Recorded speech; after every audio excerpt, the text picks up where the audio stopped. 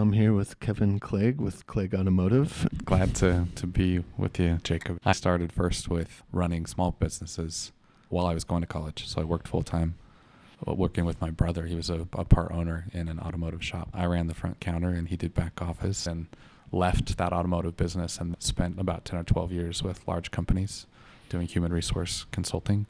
Strange circumstances had us back in Utah, and my brother asked me if I would partner back up. I asked him if it would be all right if we sold to employees. I'd seen enough in the business world that I'd want to do something different than what the typical owner would do and see if we couldn't transition to employees. And it wasn't a long conversation. She's like, yeah, that sounds great. And that kicked off the journey for employee ownership for us. What was the impetus for that? Why shift it to employees? When you recognize that the most important part of a business are the people inside of the business, and you care about them and you care about their successes, and when you focus that way, then that natural outcome is you're impacting the lives of your customers in a more significant, authentic way. And when they feel that, they tell other people, because it's a surprise right now in the world today when you experience great customer service. And when they tell other people, then your business grows. Let's do things differently, treating every employee as an owner or as a partner in the business and caring for them. And if we could create a world where most employers chose to go that direction, then you would have a place where most employees are generally happy and satisfied in their jobs, as opposed to what we have today. When you look at Gallup surveys and everything else, you're getting 70-80% of the world that's saying, I'm not satisfied, I'm not happy in my job. And if you're not satisfied or happy in your job, how can you deliver great customer service? Maybe capitalism could be reimagined, reinvented in a way that is focused on creating opportunities for everybody, but sharing in those opportunities with everybody. When my brother and I chatted and said, yeah, the time's now, let's do this. Let's transition to something employee owned.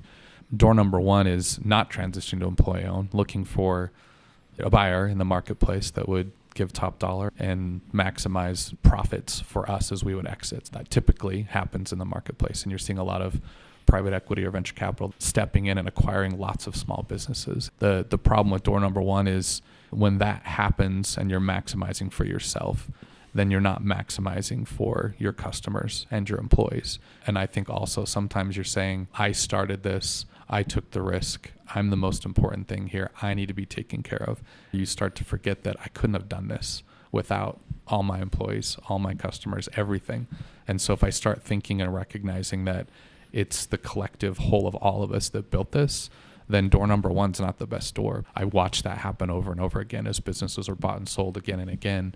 Everybody's trying to extract value, and those that get hurt the most in that are the employee and the customer. Door number two is looking at some sort of employee-owned structure. And the most common form of employee ownership in the U.S., at least right now, is ESOPs, employee stock ownership plans. And as I pursued that a little bit further, I didn't get excited about that option.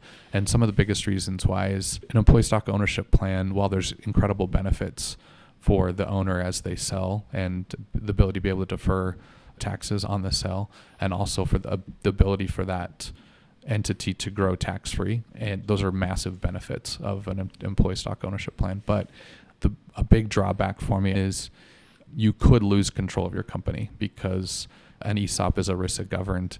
The government can say, hey, look, if you receive an offer for your company X% above its value, in the spirit of what's best for all of your employee owners, you have to accept that offer. And to me, I'm like, I'm not going to build something only to see that somebody could step up and pay above market value, and I'd be required to sell because it would be in the benefit of all the shareholders. And I'm like, I don't want to create that. So I truly want to build businesses that are built to last forever. It needs to be protected with this idea of something that's going to take care of customers and employees and have staying power. And so the idea of a steward owner as opposed to being a traditional owner with shares was intriguing. And that model is a model that is way more prevalent in Europe and in the form of employee ownership trusts. So as we did our research and on this journey of employee ownership, that got me excited to hear about this model that had been in place for 100 plus years in some companies in some parts of the world. And they're really successful and their staying power. And I went, that sounds better. Door number two of an ESOP was a no-go, and the door number three was employee ownership trust. The trade-offs with an employee ownership trust. If you're going to look at the downside, you don't have the same tax treatment as an ESOP. And so there's not tax protection where you're able to roll your dollars from the sale into something else and not be taxed on it. So as you transact a deal into an employee ownership trust, currently you would be, as an owner and selling your shares, you would have immediate tax obligations as opposed to deferring those. And then as you grow the business in an ESOP, you can grow tax-free. So any dollars that you retain inside the company are not taxed on them, and you can use them to grow the business. And so we don't have those benefits, and those are real negatives. Like, it would be really nice if we had those benefits, but the downsides of an ESOP were significant enough that a trust was the ideal way for us to go. If an owner's considering taking similar steps, sure, what does that journey look like? But you can structure it in a lot of different ways. So for us, there was conversations with all the owners that said, do we believe that our employees helped us get here, or do we believe that this is all us? And collectively, we all said, no, we clearly recognize we wouldn't be in the place we're in if it weren't for the employees that helped us get here. And so at the outset, we said, let's make sure we structure this in a way that it's favorable for employees and to reward them for what they've done to help us build where we got as well. And so what we chose to do is the majority of the sell was in an earnout instead of an upfront payment lump. There's a lot of different ways you could do this. It could be with interest or without interest. We chose without interest, again, because we wanted to create a favorable circumstance for employees. But what we said is, so here's the value of the company. From an earnout standpoint, we'll take our payment over time, and these shares are worth X dollar amount for each person.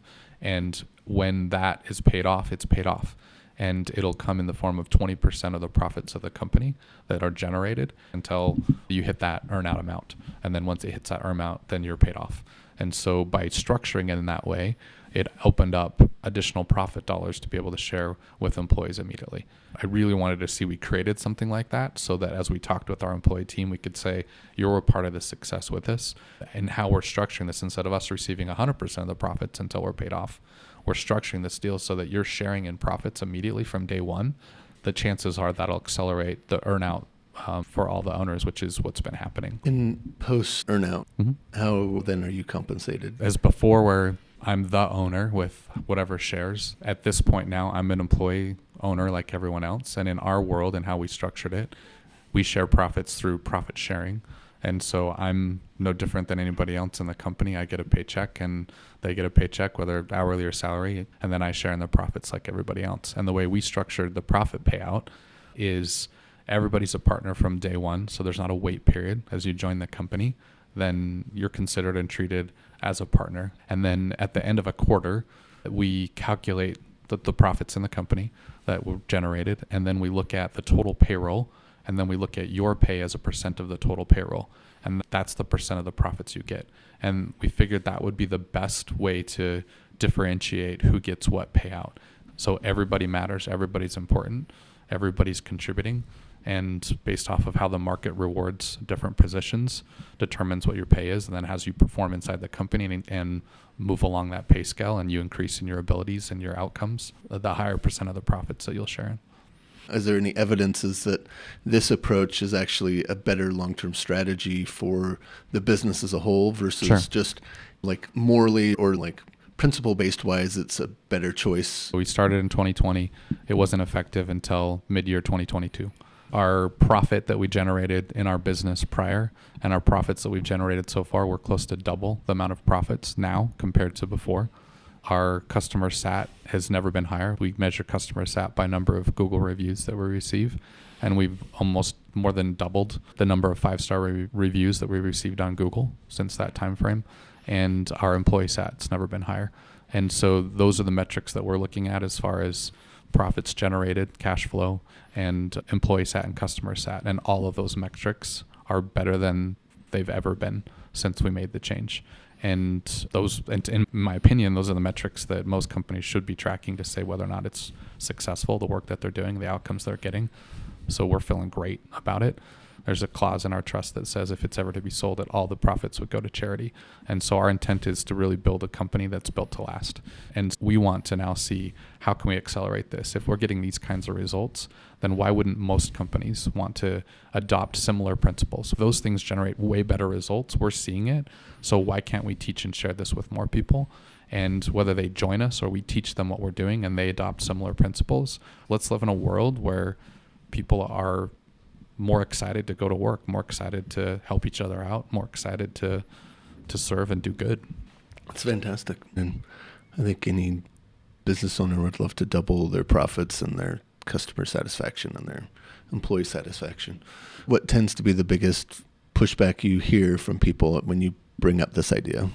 Most people are actually like super curious. They're like, you're just doing things different. What are you doing? This is weird. Is it working? And a year and a half in, and the results that we're seeing, we can tell people it's working. We're just taking care of our people and they're taking care of our customers. And when that happens, good stuff happens. It's still a meritocracy of you've got to carry your own weight. You got to do your own part. And if you do your own part, then you can be rewarded. And if you're going to give more, then you're going to receive more of the rewards that are here. So it's just I would say it's a different form of capitalism, a better form of capitalism. What is your vision for where this could go? So both you have companies that you already have transitioned, but also like this idea and this movement. What's your vision for where that can go? Yeah, the world right now is ripe for something different. There's a lot of people that are looking at the way they're treated and they're saying it doesn't feel right. There's all this focus on who's going to be the next unicorn. But when you look at a lot of those unicorns and these big exits, most of the dollars aren't going to the people who help build the companies. What I'm hoping happens is that there's a lot more employees that will stand up and say, we want to know that we matter. I hope that consumers recognize that they have a choice and that they start paying more attention to the services they receive. And if they don't feel like the people serving them really care, like expect more.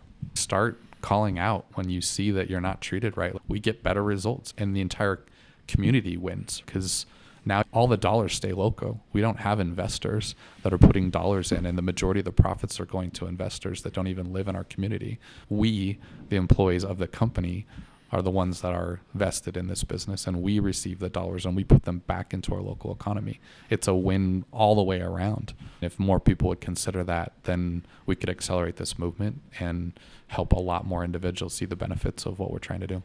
If there was a business owner that was interested in learning more about this journey, what resources would you point them to?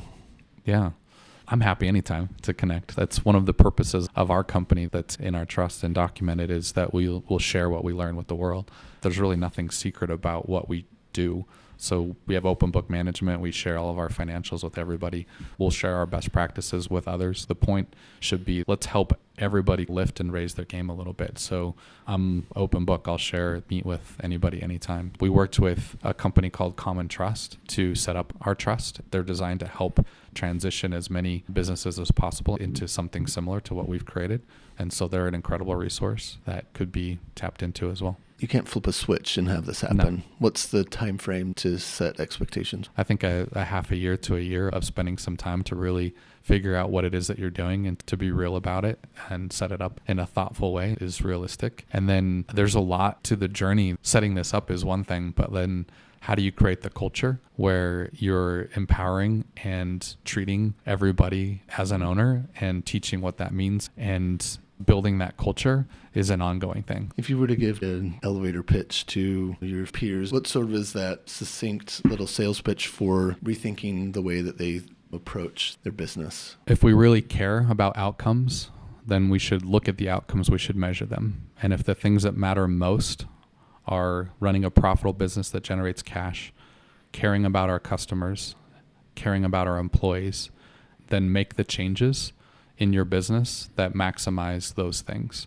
I would argue that when you start to choose to treat everyone as a partner in the business, when you really do care and build all of your systems and processes and your culture to support your employee first, that those things will all flow and follow. Is there anything that you are looking for right now or hurdles that you're facing? Our mission right now is to be the most sought after employer and service provider in Utah by the end of 2026. And we set that as an aggressive stretch goal because we want there to be enough traction with what we're doing that people are forced to pause and say, who are these guys and what are they doing? We're looking to find individuals that when they hear about what we're doing, they're curious enough to say, tell me more. Our biggest need right now is to get the word out, get people excited about what we're doing. Thank you so much. Excited to see where you're going next with this, and good luck with all the good you're doing in the world. Thanks, Jacob.